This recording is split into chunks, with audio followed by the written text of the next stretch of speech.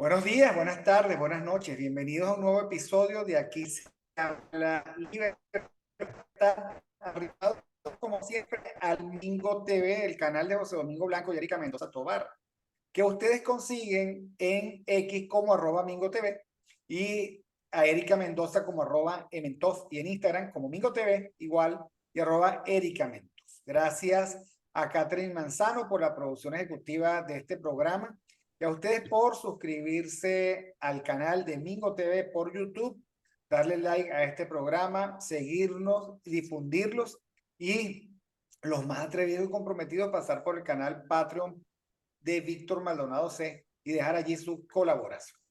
Estamos esta mañana del viernes, o este mediodía del viernes 21 de febrero, con el profesor Eric del Búfalo, el filósofo, profesor de filosofía, textor, autor de libros, maestro y sobre todo reflexiona y reflexiona y reflexiona y tiene una mirada del mundo que a veces a uno le cuesta ver, reconozco, ¿no? Y sobre todo eso vamos a hablar hoy, porque me parece que el profesor de Lúfaro tiene una posición muy definida en temas geopolíticos, el papel de las élites globalistas, la situación de Europa, cómo explotó lo de Ucrania y por supuesto no puede faltar su mirada hacia Venezuela. Sí, bueno, bienvenido profesor Eric del Búfalo, que en X consiguen como @EKBúfalo. Bienvenido profesor, ¿cómo está usted? Muy bien, gracias Víctor. Muchas gracias por invitarme. Tanto tiempo que no hablábamos. En parte por mi culpa, porque yo dije que después de que pasara el 10 de enero no quería hablar de nada de política interna, porque además el tiempo iba a demostrar mejor que yo lo que iba a pasar, como así fue, lamentablemente. También quiero darle las gracias a Mingo, al esfuerzo, y bueno, yo sé que a este selecto grupo de gente que es fiel, que escucha, que es fiel al pensamiento crítico y que abreva de estos pequeños espacios que hay en Venezuela, que quedan en Venezuela, que no son muchos, ¿no? Entre tanta propaganda, tanto humo, tanta nueva era, ¿verdad? Bueno, entonces te felicito a ti y a mí, a todos los que mantienen pues, esta trinchera abierta. Bueno, muchísimas gracias. Bueno, vamos a darle. Creo que fue el 19 de febrero. En una de tus publicaciones mencionas que Ucrania fue utilizada como proxy contra Rusia y que en el camino, esos que la utilizaron, la endeudaron, la destruyeron, y esos que la utilizaron, tú las llamas las élites, las infames élites globalistas. ¿A qué nos Sí. referimos cuando hablamos de estas élites globalistas? ¿Por qué Mira, ese interés de las élites? Yo estoy sorprendido de una cosa. Tienen un discurso de paz, pero no quieren dejar de hacer la guerra. Y eso a mí me llama muchísimo la atención. Llega alguien y dice, vamos a acabar con esto, y dicen que no, ¿cómo es posible? Nosotros vamos a seguir en la guerra, se sigue destruyendo Ucrania, Europa sigue comprometiéndose, no sé hasta cuándo puede comprometerse financieramente. Estados Unidos dice, yo no quiero seguir participando en esta guerra que me ha costado 300.000 millones de dólares, ¿no? De los cuales no me rinden cuenta ni siquiera la mitad. Entonces, bueno, quería tu ¿Dónde reflexión están? sobre eso. Vamos a empezar por dónde está la plata. ¿Dónde llegó ese dinero? ¿Dónde está ese dinero? Es mucho dinero. Es una cantidad exorbitante de dinero que los propios ucranianos dicen que nunca llegaron, que nunca apareció. Y toda la guerra de Ucrania tiene todo apunta que es una gran máquina de lavado, de sustracción de capital, de intereses muy oscuros, ¿no? Que se manejaron. Y hay dos enfoques del conflicto en Ucrania. Primero está el conflicto, el enfoque geopolítico, que viene de Brzezinski y de Kissinger, que plantearon que apenas cayera el muro de Berlín, el principal enemigo o sea, de Estados Unidos iba a ser China, pero que para poder contener a China había que destruir había que balcanizar la Unión Soviética, ¿no?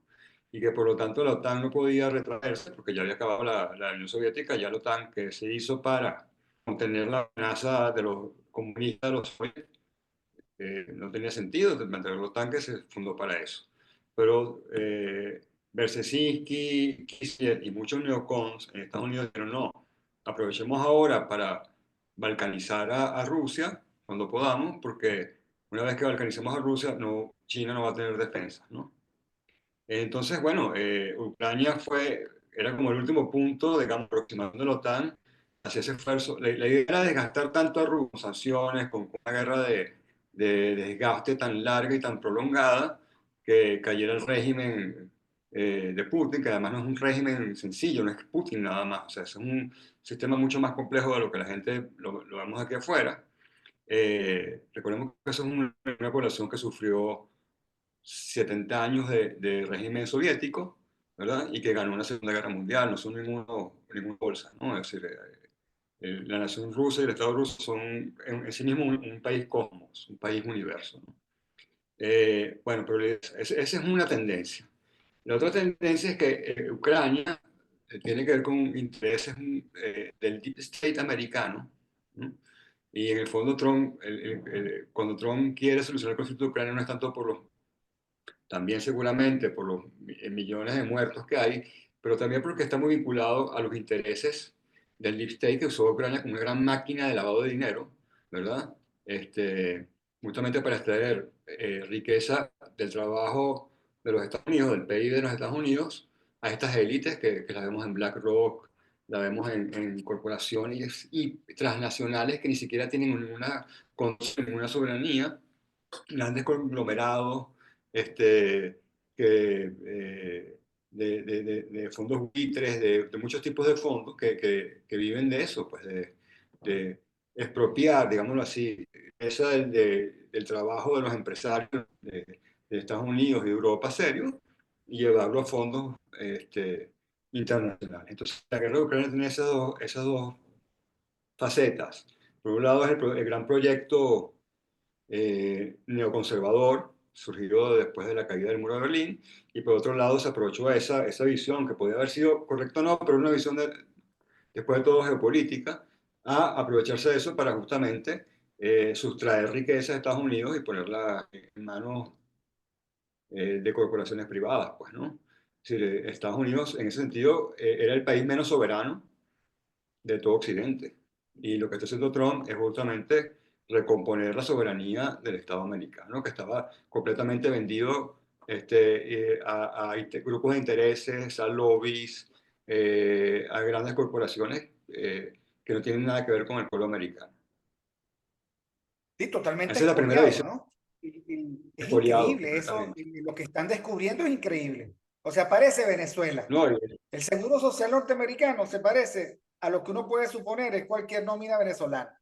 Gente con 150 años cobrando millones, pero millones, porque no es un error. No puede decir, bueno, puede haber un error.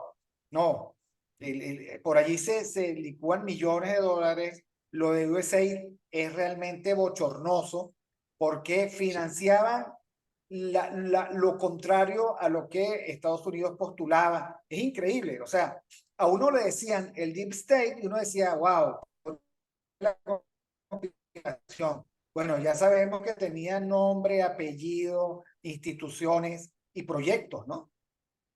y con el Ahora, nuevo presidente del FBI que acaba de ser nombrado hoy, vamos a ver realmente lo que está ahí en el fondo. O sea, porque entre el Dodge y el nuevo FBI va a salir realmente capas y capas y capas de gran corrupción. Corrupción, la gente piensa que corrupción es robarse unos realitos en el ministerio, no.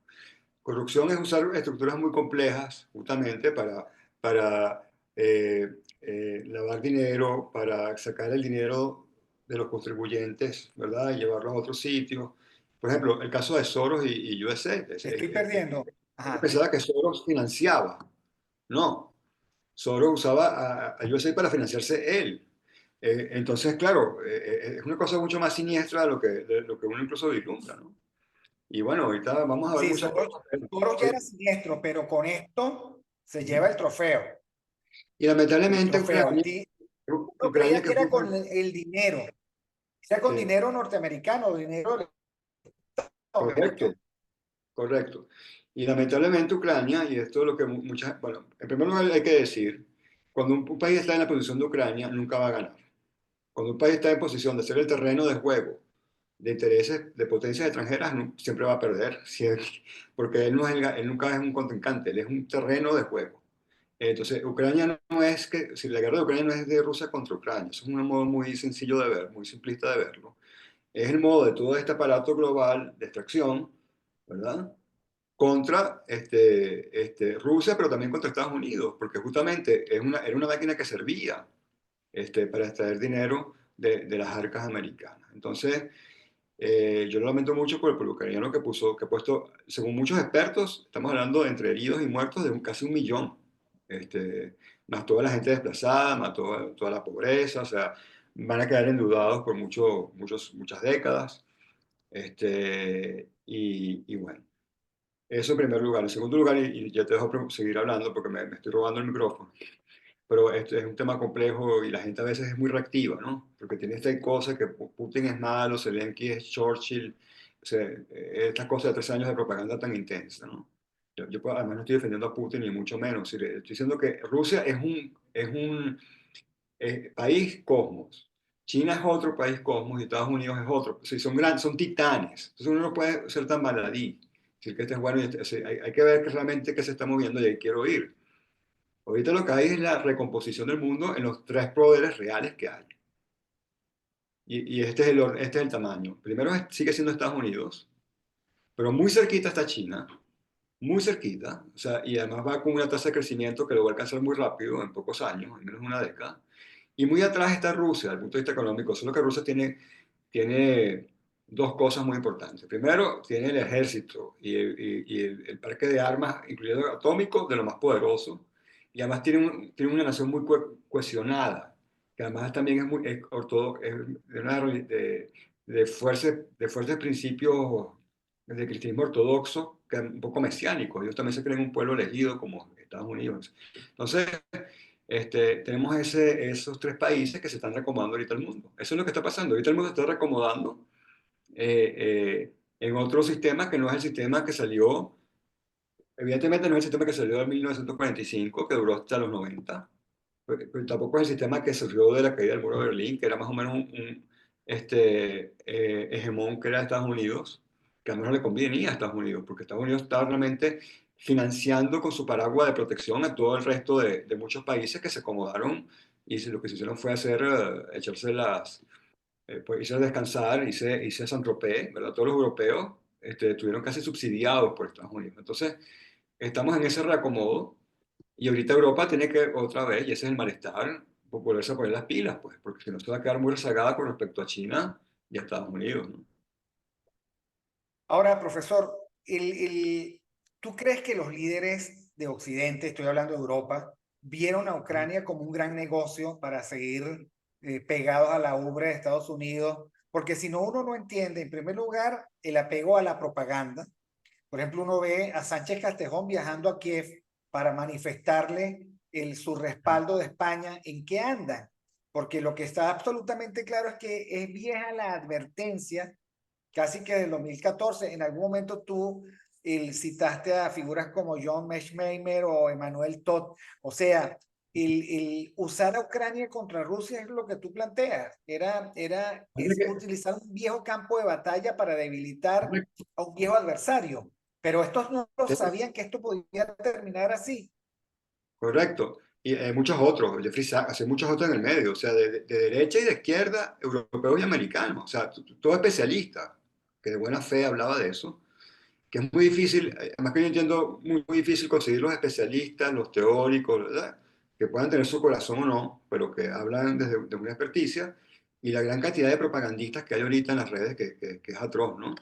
Incluyendo muchas personas que yo consideraba mis amigos, que tenían mucha estima, hablando de casos más pequeños, digo, estos operan como propagandistas, casi que le tiran por WhatsApp lo que tienen que decir. Y eso es muy triste, ¿no? Pero estas personas serias todas decían lo mismo, porque es obvio. ¿Qué es Ucrania? Ucrania es un país que inventó Lenin. O sea, la Ucrania antes de Lenin era la pequeña provincia de Kiev, era un pequeño país que estaba repartido entre Rumania. Sí, todo lo que es ahorita Ucrania occidental era Polonia, que Polonia lo perdió en la Segunda Guerra Mundial y un pedazo era de Rumania, el resto era ruso, ¿no? O sea, fue Lenin el que configuró eso, más o menos como un país, porque además le convenía tener un país colchón, o sea, que no fuera, que no fuera Rusia, que tuviera un país de protección con respecto a Occidente. Cuando cae el muro de Berlín, los rusos respetan lo que había hecho Lenin y lo que había hecho sobre todo Khrushchev, que era ucraniano, y respetan las fronteras más o menos, pero por supuesto le quitan el arsenal y le hacen prometer a los ucranianos que Crimea, donde Rusia tiene el puerto de Aguascalientes, el único puerto de Aguascalientes realmente que tiene, porque los restos son árticos, son muy fríos, con su base y eso no se iba a tocar. A medida que va avanzando, que los neocon americanos ven que ese país es débil y que es una gran oportunidad de entrar en el vientre, porque yo le digo a la gente que vea cómo es Ucrania. Ucrania es un pedazo muy largo de Europa, o sea, que va desde Rumania y que se mete en el vientre, ¿verdad?, de Rusia. Te das cuenta que evidentemente era perfecto para debilitar a Rusia. Y lamentablemente un grupo de ucranianos se aprovechó de eso para hacer negocios con Estados Unidos y vivir.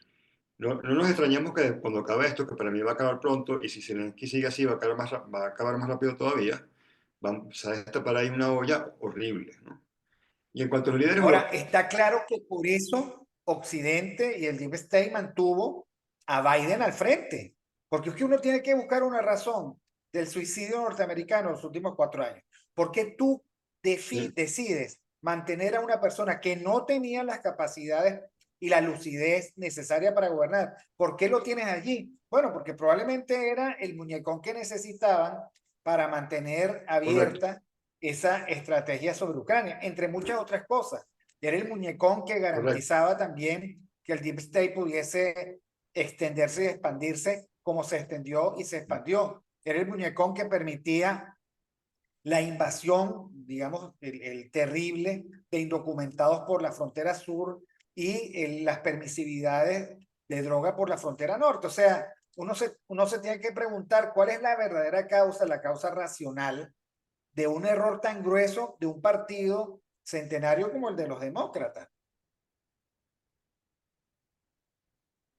sí, porque no es un error, es como tú dices, es un muñecón, era un miocite, era un monigote puesto ahí justamente para operar otras cosas, ¿no? O sea, Biden no gobernó, gobernaron estos grupos directamente de interés, ¿no?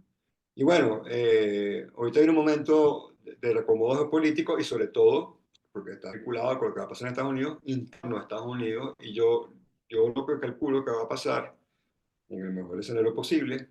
Claro, esto puede cambiar si Trump hace un disparate muy grande o cambia, o pierde o cambia, si estamos abiertos a la contingencia, pero si el proyecto de Trump sigue, lo que va a pasar es que Estados Unidos se va a volver a recomponer como la gran república constitucional que fue hasta la Segunda Guerra Mundial, o sea, antes que le dejaran el peso de llevar como Atlas el peso del mundo, donde los otros países eran pobres o eran niños jugando, parasitando a Estados Unidos.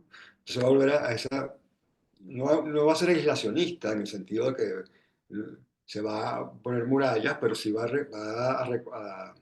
a concentrarse, a recogerse, ¿verdad? Sobre todo en el hemisferio americano, en el hemisferio occidental y americano, y está negociando ahorita su posición, o sea, con estos dos jugadores, ¿no?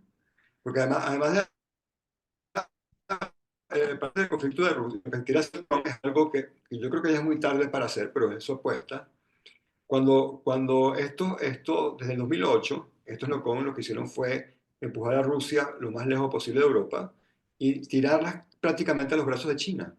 ¿Vieron? O sea, a Rusia la fueron empujando para el oriente. Y los rusos, bueno, ellos no querían. Si tú te fijas, sobre todo desde que cae Yeltsin, todo el esfuerzo ruso es acercarse lo más posible a Occidente. Quiere ser parte del G8, quería ser parte de Rusia, y a partir del problema de Crimea en el 2008, Occidente lo empieza a empujar. Se los locos van ganando la hipótesis que Rusia hay que balcanizarla, como si Rusia fuera como Yugoslavia, lo cual es una locura, ¿verdad? O la tratan como un país centroamericano, la van marginando y Rusia cae en los brazos de China, que por supuesto la recoge. Entonces, ahorita hay una llave chino-rusa tan fuerte que lo que quiere hacer Trump ahorita es vamos a tratar de traernos a los rusos, que después de todo son un país cristiano y europeo, para acá. Yo temo que ya es muy tarde para hacerlo así, pero por lo menos se puede llegar a una situación en la que los rusos digan, bueno, podemos hacer la bisagra justamente, ¿verdad? Podemos hacer esta zona de intercambio entre China, que va a ser el gran conflicto pronto geopolítico con Estados Unidos, pronto digo en unos años, ¿verdad? Porque es un gran competidor, en tanto por potencia económica, por población, por influencia, eh, por fuerza militar, etcétera. Y lo primero que los rusos van a querer es esta tercera posición pues, de mediación. Y lo que hay un reacomodo ahorita son de esos tres países que son los tres jefes del mundo. No, no, realmente ningún otro país cuenta. O sea, Europa está completamente este, eh, embobada. Estos gobiernos yo creo que van a desaparecer, gobiernos como el de Alemania, como el de Scholz, como el de Macron, yo espero que sean barridos, ¿verdad? Sí, Y que porque fuerzas tú dices en soberanistas, algún si momento, logran efectivamente, en que Inglaterra, que es horrible, o sea, hay más censura aquí. sí, sí, son estados policiales. Alemania, Inglaterra, ¿Cómo? te sorprende, ¿no? La misma Francia se ha convertido en Hay estados más censura en policiales Inglaterra que en que Venezuela, persiguen los valores occidentales, ¿no? completamente. Entonces, completamente. O sea, es más que vayas preso en Inglaterra por un tuit tonto, pero en Inglaterra que en Venezuela o en Alemania. Entonces, eso es De impensable, eso no es un momento valor sí. occidental. ¿Ok? Claro, en estos Ahora, momentos, tú además te dices lo vende como si esto precisamente fueran para barcos. Europa, si tú dices Ujú. que para Europa hace falta una especie de revolución conservadora y que Estados Unidos con su repliegue va a Correcto. obligar a que esa revolución conservadora se plantee, porque ya no va a practicar ese protectorado Lo está empujando, lo está pauperano del obligando. 45. Correcto. Los está obligando a crecer, los está obligando a ponerse las pilas. O sea, justamente. Fíjate es muy paradójico. Los europeos acusan de injerencia de Estados Unidos porque no quieren ser más injerencistas como Europa. O sea, ¿cuál es la acusación? O sea, estamos en contra de la injerencia que nos hace ser independientes de ustedes. Es una locura. Entonces, lo que está diciendo, bueno, el discurso de Vance fue maravilloso. O sea, en el fondo, ¿qué está diciendo? Una maravilla. O sea, nosotros no somos responsables de ustedes, pónganse las pilas, pues, ¿no? Entonces, eh, eh, y yo creo que Europa va a entrar en eso. Pues. Europa también es un continente, no es cualquier cosa, no es un país africano, es un continente con mucha historia, muchos recursos, la cuna de la civilización, entonces, occidental, entonces podrá volver, pero no esta Europa que hay ahorita. Y a mí no me extrañaría que en el futuro la Unión Económica Europea o cae o se modifica radicalmente con lo respecto que es ahora. Yo estoy seguro que en Alemania las fuerzas soberanistas van a ganar, al menos que hagan lo que de Rumania, lo cual puede ser catastrófico porque Alemania no es Rumania. Ya en Francia el Tribunal Constitucional está juzgando si Le Pen es viable que sea candidata. Están haciendo locuras también. Entonces, si no hay locuras, lo normal es que de aquí a pocos años empiecen a ganar fuerzas soberanistas otra vez como en Europa, ¿verdad? Y si las sabotean, puede ser incluso peor y puede acelerar procesos mucho más radicales. ¿No? Así es, bueno, yo creo que en el discurso de Vance, en esa conferencia de seguridad, están los valores o cambios concretos que está esa vuelta al sentido occidental que Europa necesita. Compromiso con la familia, la libertad de expresión, el soberanismo, o Correcto. sea, de nuevo, y por supuesto, implícitamente Sí, la representación legítima y democrática, o sea, el ponerle un freno a esa burocracia autoritaria que opera desde los edificios de la Comunidad Europea, ¿no? De la Unión Europea. yo creo que el modelo es claro, es Hungría, pues es Orbán. Claro, cada país tendrá su propia característica, pero ese es el tipo de gobierno que se viene a Europa. O sea, que los pueblos van a pedir ellos mismos.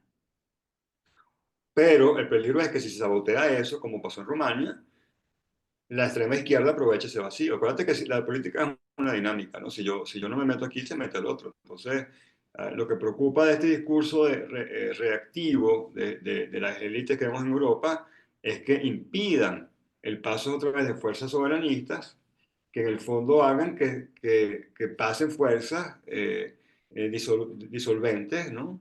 Eh, de extrema izquierda en Europa, que también sigue siendo un peligro. Bueno, exactamente. Tú recuerdas que a mí me llama la atención, por ejemplo, el modelo español. El PP se está lanzando a los brazos del PSOE, ¿no? Por el complejo de no abrirle espacio a Vox y está llevando una agenda antisentido común para ellos mismos. Claro, Eso que es desesperación. Fíjate fíjate la pequeñez, ¿no? Ellos ven a Vox como alguien que le está comiendo su electorado. Entonces, para ellos el enemigo es Vox, porque ellos se ven a ellos como vendedores de algo. Ellos no se ven como una fuerza política, sino, y ese es un gran problema de la política moderna, que se volvió mercanchifle. Entonces, claro, los votos y las cosas son mercancías, no son no hay proyectos políticos. O sea, ¿qué importa ser socio de Vox? Lo lógico es que Vox y PPT sean cada vez más se acerquen para formar un bloque de contención. Pero eso lo que hacen es, sobre todo el PP, pero también hay fuerzas en Vox que caen en la misma cosa, ¿verdad? Comenzar a pararse y a canibalizarse entre ellos mismos, lo cual evidentemente políticamente es una locura. Pero como ellos ven eso como si fueran vendedores de empanadas, entonces claro, si yo este es mi competidor de empanadas, entonces yo tengo que asociarme con el otro para hacer un cártel que no pasen. Pues, ¿qué va a pasar? Que la clase política se destruye. Y eso es algo muy parecido a lo que vimos en otros países, incluyendo el nuestro. Entonces, esos son peligros que están ahí.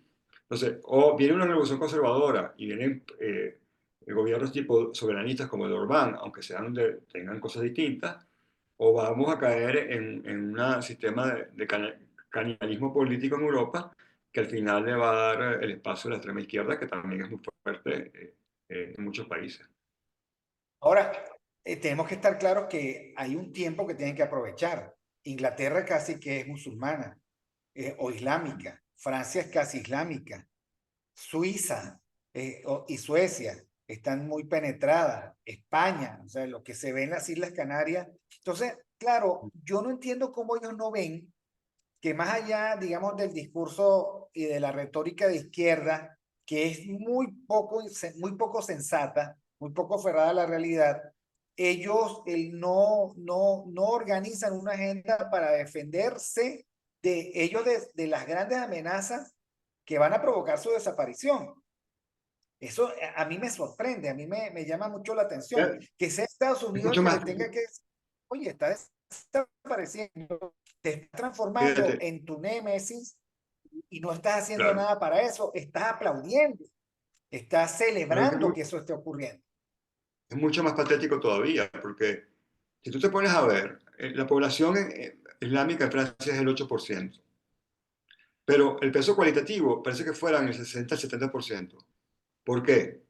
Porque tienen superpoderes. No, porque desde el punto de vista cultural, las sociedades europeas están tan corroídas por lo que yo llamo el libero-progre, es decir, el laissez-faire, que no importa nada, el individualismo puro, el ateísmo de Estado, el anticristianismo radical desde el Estado. O sea, han socavado tanto lo que es propiamente los valores greco-cristianos en Europa, que en el fondo minorías que sí son activas, que sí son orgánicas y son militantes de ellas mismas, hacen tanto ruido que lo que hay del otro lado es un gran silencio.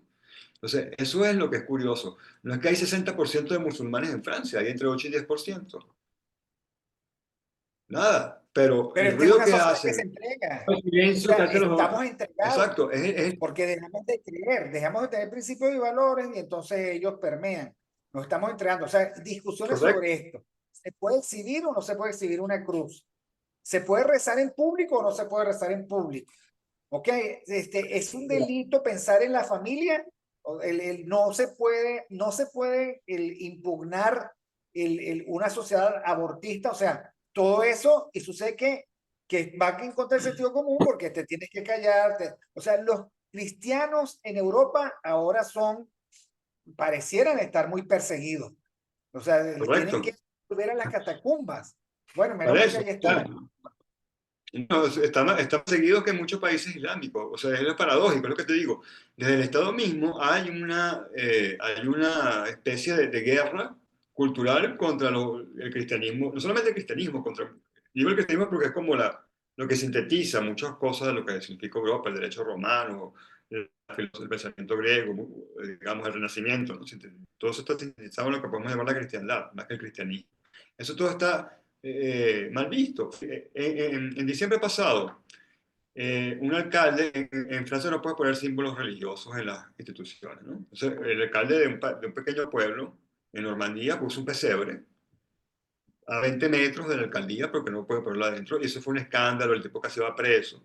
Pero tú sí puedes hacer un acto de cualquier otra religión, ni siquiera islámica, de cualquier otra religión, en un espacio público y no pasa nada porque además de atacar eso sería intolerancia, racismo. Entonces, claro, así es como que tú le amarras las manos al boxeador, pues, ¿no? Es decir, entonces, para poner las manos, no es que el boxeador islámico sea muy poderoso en Europa, es que el boxeador cristiano tiene las manos amarradas. O sea, no solamente desde el punto de vista legal, sino desde el punto de vista cultural. Ahora, ellos Hay un gran vacío cultural. han ¿Mm? promovido la confusión, manejan la Claro, propaganda. Entonces, por ejemplo, ellos correcto. mandan un millón o hacen, permiten, fomentan y aplauden una carnicería de 1 millón de personas, pero el que quiere acabar la guerra, que es Trump, es el dictador. ¿Ok? Ellos están apoderados Así es. del concepto de democracia, pero ellos son los que no te permiten, censuran tu mínimo libre albedrío, o sea, digamos, tus creencias, tus valores, tu forma de ser. Entonces, ¿qué hacemos con esto de la tergiversación oficial del Estado? Tú lo llamaste orbeliano y nominalista, que han Sí, vaciado de así es. sentido a las democracias occidentales. ¿Qué hacemos con eso? Porque claro, nosotros en Venezuela sabemos de Yo, eso. Aquí lo negro es blanco y lo blanco es yo negro. creo Y que, uno tiene que buscar un decodificador. Pero que eso opere en Europa, a mí me llama mucho la atención y me parece muy peligroso.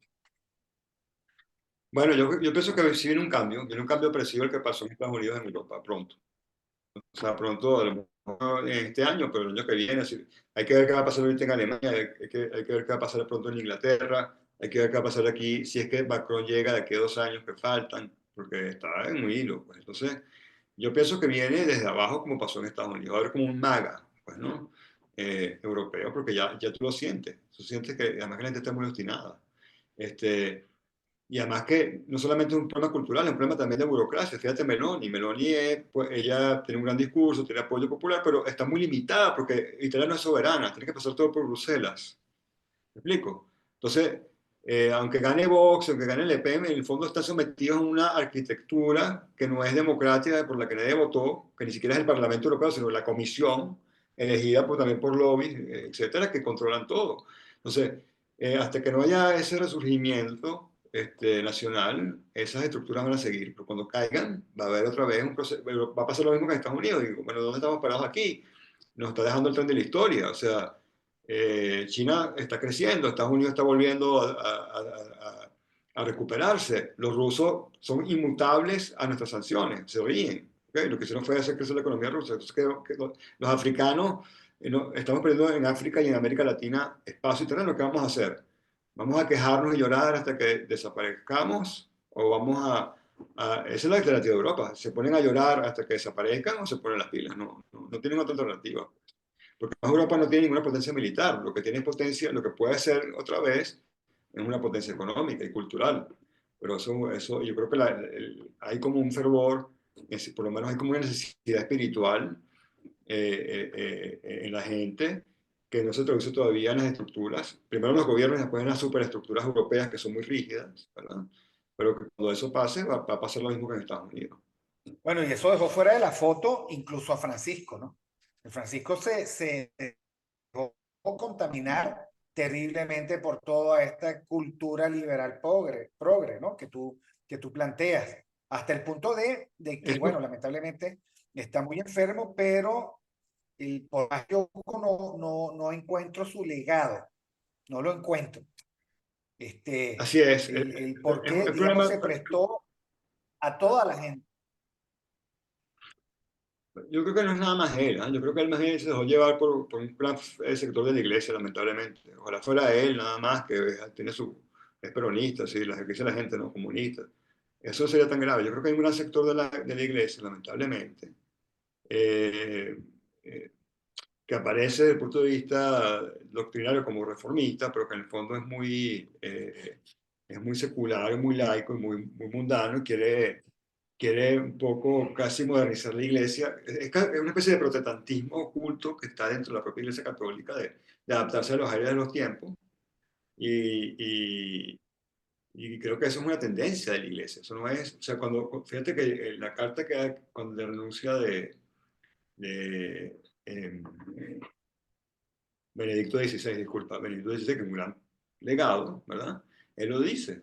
Él se retira porque él se retira, él renuncia, porque quiere que se manifieste la iglesia cuál es realmente el problema de la iglesia católica. Entonces, este, ¿por qué te digo esto? Porque, digamos, el próximo papa a lo mejor es incluso más, eh, se deja contaminar incluso más que Bergoglio. O sea, hay que ver, o a lo mejor no, a lo mejor hay una recomposición, hay que ver también. Eso ya no sabemos decirlo nosotros, ¿no? Eso ya es de los cardenales que elegirán, pero hay fuerzas muy progresistas, digámoslo así, dentro de la propia Iglesia Católica. Y incluso hay Pero fuerzas muy poco católicas dentro de la perdidos en Iglesia ese Católica. progresivo. Ya no es Sí, teología. O sea, ya allí así es. no hay reflexión. Y bueno, digamos que allí tenemos un punto porque, bueno, porque efectivamente ya casi que en el cierre de su pontificado, por razones de edad, hay que ver, digamos, la gran pregunta es si es a la iglesia mejor o peor. Pero pasemos a Venezuela. Si tú le preguntas a María Corina, el mundo está pendiente del país. Todo el mundo está muy preocupado por lo que está pasando. Y todo el mundo, digamos, se está articulando alrededor de las necesidades que tiene, las necesidades políticas que tiene Venezuela. Oye, yo quiero saber cuál es tu punto de vista, porque claro, nosotros hemos discutido en este tiempo que hay fuerzas considerables, muy robustas, que son estas élites globalistas que tienen intereses, ¿no? Por aquí pasó Soros, y pasó Soros también, cuando uno se da cuenta, cae en cuenta, bueno, Naim forma parte de la junta directiva de Open Society, pero de los asesores de María Corina eran, por otra parte, contratistas o de todos esos movimientos de Soros, los Porlo Martínez Lucete, Carlos Blanco, etc. Entonces, claro, uno llega y dice, esto que estamos siendo tiene, digamos, alguna racionalidad identificable en el marco de estas corrientes de las élites globalistas, o lo nuestro es profundamente endógeno. La pregunta es como de tres cosas, ¿no? Primero, es verdad que todo el mundo está atento y que nosotros somos el ombligo del mundo y que por lo tanto nadie mueve una ficha hasta que no se resuelva el caso venezolano. Hay corrientes globalistas que están interesadas en nuestra crisis, ¿ok? Y al final, digamos, esto que está ocurriendo forma parte de una gran negociación puesta sobre la mesa entre Estados Unidos, Rusia, China, etcétera. ¿Cómo lo ves? Mira, ok, vamos a empezar. Yo no creo que hay una gran negociación entre China y Rusia. O sea, los chinos por Venezuela no tienen ningún interés. Más bien yo creo que los chinos están muy molestos con lo que pasó. Perdieron mucha plata con el fondo chino. Y los chinos no son gente muy ideológica, pero te metes con la plata, te perdiste. Eso se parece a los americanos, ¿no? Tú puedes decir tonterías, tal, pero me robaste la plata o me estafaste, chao. O sea, la cruz, es la cruz. Los rusos ven a Venezuela como un posible punto de salvaje, una isla de playa, que chévere que se la están dando, porque desaprovecharlo, porque digamos, no, una oportunidad gratis que por supuesto políticamente bueno, no vas a decir que no, desde el punto de vista estratégico de ellos, ¿no? Pero tampoco tienen un interés estratégico a largo plazo en Venezuela. Si tú ves todas las estadísticas, ¿con quién comercia más Venezuela? ¿De dónde vienen las camionetas? O sea, el punto de mayor comercio entre Venezuela es con Miami y Estados Unidos, o sea, es donde hay más cambio de producto. Entonces, eso hay que poner las cosas en su lugar, porque primero una mitología de la Guerra Fría, este, que es falsa, o sea, de que Venezuela es una ficha de los rusos que van a intercambiar por Ucrania. Esto es una locura. O sea, primero, Venezuela no tiene ese peso geopolítico. Segundo, eso no existe ya. O sea, Rusia no es un país comunista, al contrario, es un país muy conservador, la Rusia actual. Este, los chinos tienen muchas cosas más interesantes que hacer que lo que poco que puedan sacar de Venezuela. O sea, no, La verdad, nos va a doler, pero la verdad es que Venezuela está en un grado políticamente casi de insignificancia, o sea, o de una insignificancia muy pequeña. O sea, claro, por supuesto, es la parte sur del Caribe, su ubicación geográfica es importante, tiene reservas de petróleo, pero que también es un petróleo muy pesado, que nada más se puede refinar en Texas, o sea, en otros lugares, o sea, tampoco es, tiene algunos minerales, pero tampoco tiene más que África o que en Ucrania, por ejemplo. Entonces, hay que quitarnos esta mitología de que primero estamos en la Guerra Fría y que Venezuela es un tesoro por el cual todo el mundo se pelea, una doncella por la cual hay miles de caballeros peleándose. Eh, no es una amenaza existencial para Estados Unidos, eso da risa. Fíjate que ni siquiera es una amenaza para Guyana. Estamos en un estado tan triste de paupérrimo. Venezuela está ahorita en un estado tan paupérrimo, en todo sentido, que ni siquiera es una amenaza real para Guyana, que no le paró pelota a las amenazas de Venezuela. Entonces, hay que pensar desde la realidad. ¿Okay? En segundo lugar, lo que pasa es que, bueno, yo voy a aportar algunos personajes, porque cuando uno habla de María Corina, esto, la gente se concentra como en la persona y crea una telenovela, que si ella es buena, tú eres malo. Yo quiero quitar las personas. Si yo veo la lógica de la oposición-gobierno, yo puedo entender básicamente que hay un solo sistema. O sea, yo puedo decir que hay un bipartidismo funcional y que la oposición es completamente útil al chavismo, digamos, a lo que llamamos el chavismo, y que el chavismo es la perfecta excusa para que mucha gente de la oposición esté en Madrid disfrutando de la gran vida, o en Miami. O sea, la oposición en Venezuela es un negocio, Víctor. Puede haber gente muy buena que de buena fe cayó, gente muy militante que sí creyó que en eso, pero las estructuras, los que gobiernan la oposición, los titiriteros de la oposición, como tú ya insinuaste, ¿verdad? Ven a la oposición como un business y ese business está integrado al chavismo. Y además del chavismo y oposición, el verdadero poder en Venezuela no es ni Maduro, ni Diosdado, son los militares. Yo puse el otro día, no es que Maduro tiene los militares, es que los militares tienen al chavismo. Y yo puedo decir, los militares también tienen a esta posición payasa que le hace el hueco de supuesta democracia, o sea, que le haga un poquito, cada vez menos, porque está, por supuesto, demasiado desgastado, pero hasta que ellos puedan extraer el último grado de show, de legitimidad democrática, lo van a hacer, ¿no? Ya lo vemos, ¿no? Fíjate que todo vuelve a Capriles, todo vuelve a lo mismo. O sea, es como el eterno retorno de Capriles, digo yo. O sea, tú sabes que ya llegamos a un El ciclo eterno histórico cuando vuelve retorno, a el Capriles. eterno retorno, Ah, sí, el eterno o sea, retorno. exacto, el eterno retorno de Capriles. Entonces, está ahí otra vez, volvemos al mismo discurso que si votar o no votar, por favor. Entonces, este, eh, estamos en un ciclo vicioso que no se va a romper si no se rompe todo un ecosistema, como diría nuestro amigo Miguel Fontana. ¿Qué elemento? Sí, Acuérdate que un ecosistema Cartagena goza de muy se buena rompe por salud. un depredador. ¿Mm? Exacto. Pero todo ecosistema desaparece porque se introduce un depredador o un organismo extraño. Digamos, por ejemplo, ¿qué cosa va a entrar en el sistema que lo va a hacer enloquecer y va a crear puede ser una bacteria, puede ser un tigre, no sé. Pero eventualmente en todos estos sistemas entra estos elementos, ¿verdad? Que puede estar incluso ahí mismo, pero que crece o estaba inerte y pasa a ser activo, ¿verdad? Que se descoloca. Pero desde el punto de vista de lo que la gente cree que hay una dialéctica entre oposición y chavismo, eso no existe, eso nunca existió en realidad desde 2004. ¿Okay? Y la última ficción fue esta, ¿no? Ya no, nos volvemos a quitar las caretas por cuántas veces ya, lo he contado cuántas veces la oposición le ha quitado la careta al régimen, ¿no? 100, 200 veces. Esta es creo que es la última. Espero que sea la última y que la gente se dé cuenta que es un sistema. Oposición y chavismo son un sistema. Que hay unas amigos, unas amigas que cayeron por bolsa, sí, puede ser. Pero si te pones a ver las estructuras macro, son un sistema. Sí, no, no, Y bueno, digamos que este sistema procesa víctimas, ¿ok? Víctimas bueno, entre digamos, en las fronteras más frágiles de su propio ecosistema, porque este exacto. es un ecosistema depredador que requiere también de eso para Ujú. dar las lecciones que quiere dar. Eso está absolutamente También a mí me parece que está absolutamente claro que la utilidad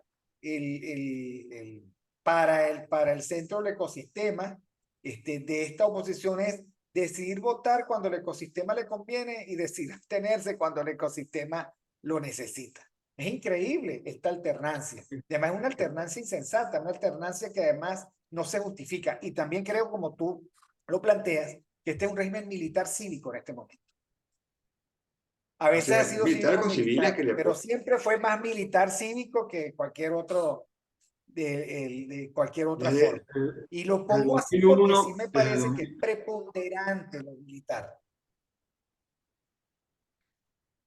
a partir del 2002 cambió la ecuación. O sea, tú puedes decir que hasta abril de 2002 era un sistema cívico-militar.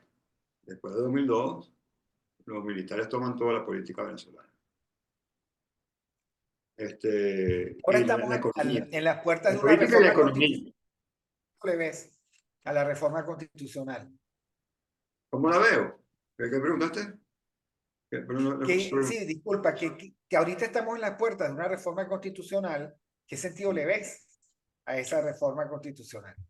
Bueno, lo primero que hay que decir es que la constitución de Venezuela no vale nada, ¿no? O sea, no es una república constitucional Venezuela. Eso es lo primero que hay que saber, que no tiene mayor importancia. No sé ni siquiera cuáles son las leyes que quieren modificar. Yo lo que me imagino es que van a hacer, van a ayornar un poco, ¿verdad?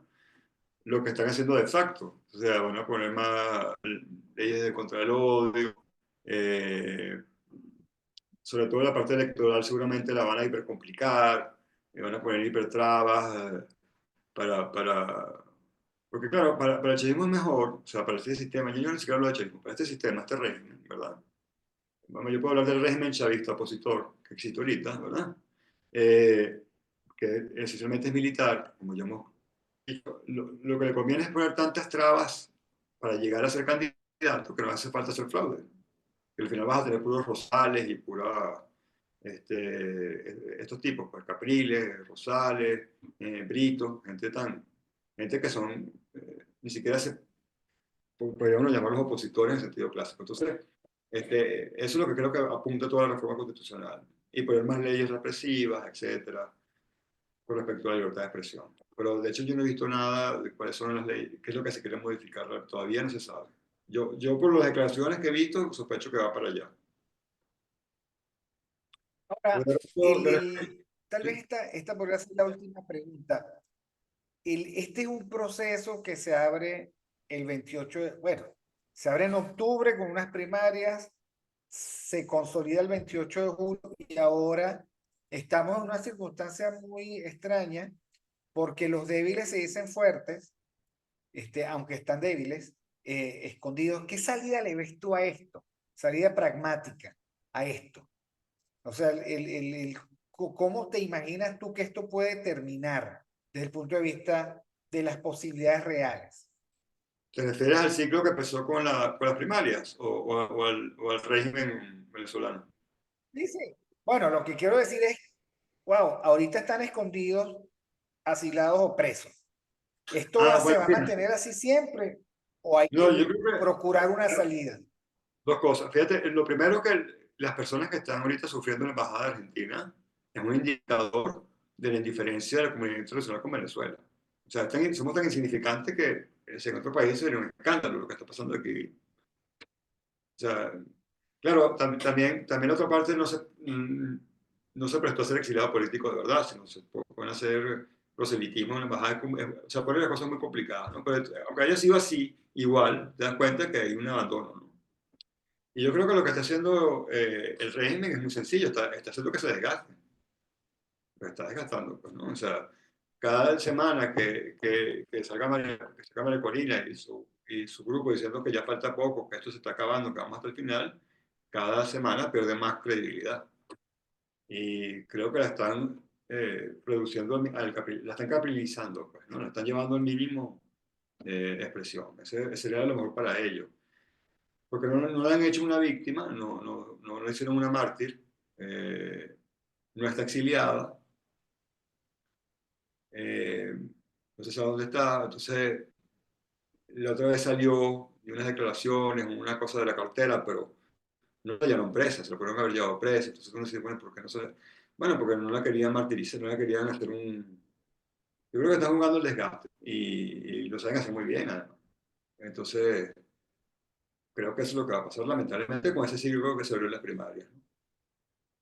En cuanto al régimen como tal venezolano, yo no sé, no sé decir, yo, como decía antes, es un ecosistema se acaba cuando un elemento de disrupción contamina, ¿no? Entonces mata las algas, mata algo y ya los depredadores no tienen que comer o entra un depredador más fuerte. No sé. Tampoco creo que Trump esté interesado en... Primero, yo tengo la sospecha que Trump no respeta a la oposición venezolana, ¿no? Creo que la ve como si fuera Zelensky y no estaría muy lejos de la verdad. O sea, lo ve como mercenario político. Acá no estoy diciendo que no haya gente valiosa, siempre hay gente valiosa, pero digo, en términos generales, tiene una visión de que son mercenarios políticos. Creo que después de lo de Guzmán quedamos muy rayados en Estados Unidos, ¿no? Después de lo de USAID, va a ser todavía peor la cosa. Entonces, no sé si haya mucha motivación tampoco para cambiar a Maduro. ¿Por qué lo vas a cambiar de él? ¿Qué voy a hacer yo ahí? No tengo nada que hacer en Venezuela. Vamos a ver, vamos a hacer un deal. Vamos a ver en qué le conviene a Estados Unidos. Si lo que puede hacer otro es esto, ¿en qué me conviene a mí que hay ahorita en Venezuela? ¿Qué puedo sacarme yo a esta situación de Venezuela para Estados Unidos? Y eso es lo que va a pasar. Claro, mientras tanto logra su objetivo, devolver los inmigrantes ilegales, mantener un flujo constante. Hoy llegó otro avión, devolver a los de Guantánamo que ya pasaron, digamos, por el chequeo de credenciales, en fin. O sea, está haciendo eso y esa es la esencia de su promesa. Por otra parte, los venezolanos de Estados Unidos hoy se les ocurrió demandar al gobierno de Trump por el TPS. Entonces, bueno, ya Trump está viendo, digamos, quién no se alinea, ¿no? Que todos están demandando al gobierno. Se pusieron como parte, en fin, es Bueno, muy, muy hay un complicado. problema humano. Yo tengo un problema humano. O sea, es un problema de la oposición, es un problema del venezolano como uno que tiene un problema existencial. No sé quién les dijo, quién les asesoró por ahí, seguramente un grupo de abogados que le aprovechan también, ¿no? Hay muchos también aprovechadores de eso, ¿no? No sé si sea la mejor estrategia, a lo mejor sí, uno se equivoca y consigue 6 meses más, no lo sé. Pero ese no es el problema, es un problema humano, de que hay muchos compatriotas que están allá en Venezuela, en Estados Unidos, en otros países que están en situación que son muy trabajadores, pues, que son gente normal, la mayoría es gente trabajadora y seria. Eh, pero el problema de Trump no es solamente con el tren del agua, realmente que Trump quiere bajarle la migración. Esa es la verdad. Es decir, Así es. eh, para bien o para mal, eso no nos conviene a los venezolanos, es legítimo, es su legítimo derecho. Nosotros no podemos ponernos siempre a pensar que el otro tiene que tener mis intereses, el otro tiene sus intereses y cada país tiene sus intereses. Yo lo que aconsejo es Sí, que no es si un uno va tema a de amistad. Como lo dijo no es Trump, un a mí me cae tema bien Zelensky, pero desde el punto de vista de mis intereses, no me cuadra. Es un buen exacto, muchacho, es un buen... no es un problema de amistad o de simpatías o de empatías, no tiene nada que ver con eso, ¿no? Eh, yo creo que al final muchos venezolanos van a quedar, la mayoría de los venezolanos decentes que han tenido, que están buscando una green card, que tienen que demostrar que trabajan, que han pagado impuestos, que eso no lo van a expulsar, pero también hay muchas sinvergüenzas, hay que decirlo también, Víctor. Es decir, hay mucha gente que quiere vivir de ayuda del Estado, hay mucho malandro también, o sea, que han rayado. Y más, yo diría que una de las grandes responsabilidades que tienen los venezolanos en Estados Unidos es distanciarse justamente de, de, tanto de malandros como de pedacitos y más bien ayudar a las autoridades a que sean, no paguen todos por pecadores, ¿no? Pero entonces también hay esta idea de que, bueno, como son compatriotas hay que... Proceso, a lo que yo me refería a esto, tú no puedes transformar un proceso civil que involucra a mucha gente de muy buena voluntad, muchos que han hecho su esfuerzo, y transformarlo en un proceso político que entonces políticamente no tienes cómo ganar. A eso me refiero. Ah, por ¿Ok? supuesto. Y eso todavía yo no entiendo porque era obvio que eso no iba a pasar. O sea, todo esto nosotros lo sabíamos ya, ¿no? O sea, hace un año cuando salió la cosa de las primarias digamos así, el golpe de timón de María Corina, que nos sorprendió mucho, ¿no? Mucho que vamos, ¿qué pasó aquí, no? Este, eh, inmediatamente digo, bueno, pero esto va al matadero, o sea, ¿cuál es la idea de esto, no? Entonces, bueno, mucha gente pensó que había un plan B, yo pensé en B, C, D, no me daba ningún cuadro, la única posibilidad es que ya tenían los militares que están diciendo, no, lánzate porque apenas el mundo saque las actas, nosotros como militares institucionales, es delirante todo esto, Víctor, porque eso ya no existe en Venezuela hace muchos años, vamos a reconocer, ¿verdad?, la legitimidad popular y vamos a apoyarte, ¿no? Yo lamentablemente creo que ella creyó eso. Este, pero es obvio que eso no es así. O sea, el que vive en Venezuela sabe cómo están las Fuerzas Armadas, sabe cómo está el país, sabe cómo están las instituciones. Por eso cuando me hablas de reforma constitucional me da risa, ¿verdad? No hay Estado de Derecho, no hay constitución en la práctica. Entonces, bueno, todo lo que ha pasado estaba predestinado a ocurrir. Y era para cualquiera que quisiera ver, que no estuviera autoengañado, era claro. De nuevo, la política no es un tema sentimental, forma No, parte para de los nada. negocios públicos, ¿ok? Y funciona o no funciona. A mí me sorprende mucho el que no hayan tenido un plan B, pero que hayan dicho que tenían un plan B. Pero sabían ellos que no tienen un plan B. Entonces, y al final es toda la sociedad que confió la que en este momento se siente defraudado, aunque no lo reconozca, porque están todavía en la parte del duelo, tienen rabia, cualquiera que contradiga. El otro día me decía alguien, usted cómo habla me hace perder a mí la esperanza, yo tengo derecho a la esperanza. Todo el mundo tiene derecho a la esperanza, pero la esperanza no es eso. O sea, la esperanza no se construye así. La esperanza es cuando tú tienes la probabilidad de lograr un objetivo y apuestas a ciertos medios. Es una Esa apuesta no- siempre, la gente pero con no es esperanza. algo así gaseoso, no es un what if, ¿no? O sea, no es una condición que tú tratas de imponer en la realidad a ver si la realidad viene. No es así. Hay Y mucha yo creo confusión. que los juegos se ganan y se pierden. Y cuando se pierden, se perdieron. Y hay que declarar, ok, perdí, para seguir adelante. Sí, claro, creo que no va a pasar. O sea, es más, yo pienso que hay fuerzas muy oscuras utilizaron esto para terminar de destruir la oposición. O sea, porque yo tampoco entiendo, o sea, desde el punto de vista táctico, no entiendo cómo tú dices que tienes un plan. Primero, no entiendo cómo te lanzas por el tobogán por el matadero de siempre, ¿no? De unas elecciones, cómo reconoces el CNE, cómo reconoces el TCJ, reconoces todas las instituciones. eh, Y después, bueno, ok, tienes un plan B, dice que tienes un plan B y no lo tienes, no tienes nada, no tienes ni siquiera ningún nada, cero. Entonces, o estás completamente desquiciado, o te usaron para destruirte, pues, ¿no? Yo pienso que estoy hablando un poco así, no lo sé, a lo mejor es pura estupidez, ¿no? Y Ocan dice que si uno puede atribuir a la estupidez, no hay que atribuirse a la maldad. Pero también creo que cierta inocencia, entre comillas, cierta ingenuidad, cierta megalomanía tal vez, ¿verdad? Fue utilizada en contra del sector que no se había todavía corrompido de la oposición, para terminar de corromperla o de destruirla, ¿no? Y ahorita lo que queda es, la- ya todo está como nivelado, ¿no? Pero eso es la realidad. O sea, el sector, si querámoslo o no, el sector que representaba a María Corina o que aglutinaba a María Corina, que decirlo, no que era maricorinista, no que la quería ella, sino que María Corina aglutinaba, era el sector que no estaba podrido de la oposición. Y a partir de este proceso, ese sector se destruyó. O sea, que no queda nada que no esté podrido en la oposición. A lo mejor hay un plan para eso también. O sea, a lo mejor se quería eso, ¿no? Justamente, utilizando la buena fe de mucha gente. Y dando por cierto y por buena esa afirmación, ¿qué hacer ahora? ¿Cómo podemos reconstruir alguna forma viable de hacer política?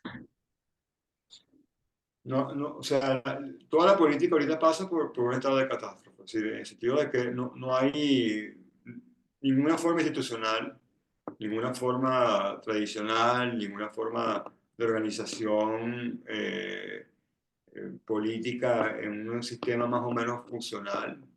Tiene sentido. O sea, primero hay que empezar a hacer política desde la verdad, porque parece ridículo, pero es que hay mucha gente que todavía no quiere ver la verdad. O sea, eso sería ya, eso todavía es un trabajo que queda pendiente. ¿No? Porque como esta señora que te dijo, no me muestres la verdad porque mi esperanza es lo contrario de la verdad. Eso es una locura. La esperanza se basa en la verdad, no en la ilusión. Ella confunde esperanza con ilusión, que es el problema, ¿no? Con engaño. Entonces, políticamente, ¿qué hay que hacer ahorita? Desengañar, terminar de desengañar para ya deslastrarnos de tanto humo, ¿no? Salir de esta gran inmensa bola de humo en la que está. Después de eso, empezar a ver cuáles son las fuerzas vivas que quedan en Venezuela, con las que se pueden contar. Y a partir de ahí, comenzar una organización que yo diría que va a ser lenta y difícil, y que tiene que además no convalidar ningún dispositivo del régimen, como las elecciones regionales, por ejemplo, ¿no? O sea, Así es. pero fíjate ahí también, Víctor, ¿por qué Capriles, o sea, porque si María Corina fue, reconoció el TCJ, reconoció el CNE, o sea, hizo todo su proceso, uno puede decir, ¿por qué Capriles no tiene derecho a hacer eso? ¿Te das cuenta? O sea, eso fue lo terrible de todo. Que en el fondo tú puedes acusar a Capriles, a los alacranes, pero tú hiciste lo mismo. Entonces, eh, el tercer momento político es realmente conseguir una posición que sea de disidencia y que realmente se separe institucionalmente, emocionalmente, mentalmente del juego, del juego que está ahorita impuesto por el sistema. Y a partir de ahí ver qué organizaciones, qué cosas surgen.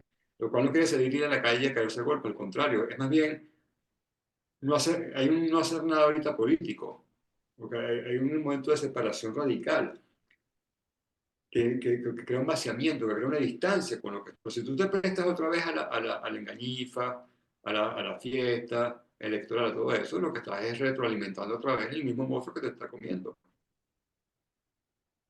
Entonces, para resumirte rápido, porque estás cansado, te veo cansado, Víctor, y es estos tres momentos. Primer momento de la verdad, el segundo momento del distanciamiento y el tercer momento de la organización apartada de la institucionalidad del régimen.